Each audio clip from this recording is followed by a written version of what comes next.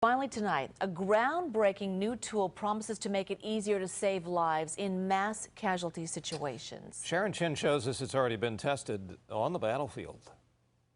Retired Special Forces medic John Steinbaugh knows it can be agonizing trying to stop the bleeding of one injured soldier while many others are waiting for treatment. How frustrating is that not to be able to do more quickly? It's very frustrating. Seconds seem like hours on the battlefield. It takes several minutes to pack a wound and stop the bleeding. So Steinbaugh and other medics brainstormed how to speed up the process. The result?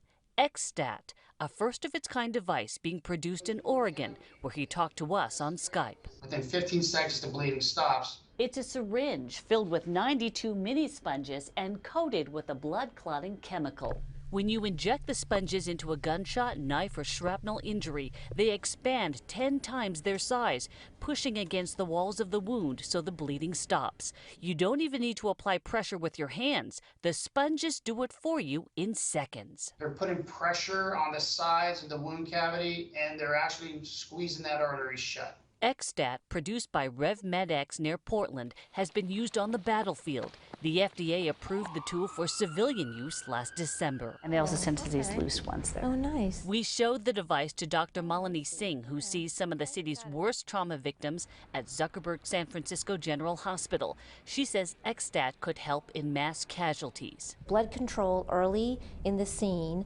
and even shortly after arrival to our emergency department is crucial to the life of the patient. But as far as purchasing XStat, the hospital would have to study it and consider the cost, several $100s a piece. It would have to show a relatively favorable benefit-cost ratio for us to entertain using it. Steinbaugh says XStat works well on shoulder and pelvic injuries that are hard for a tourniquet to reach.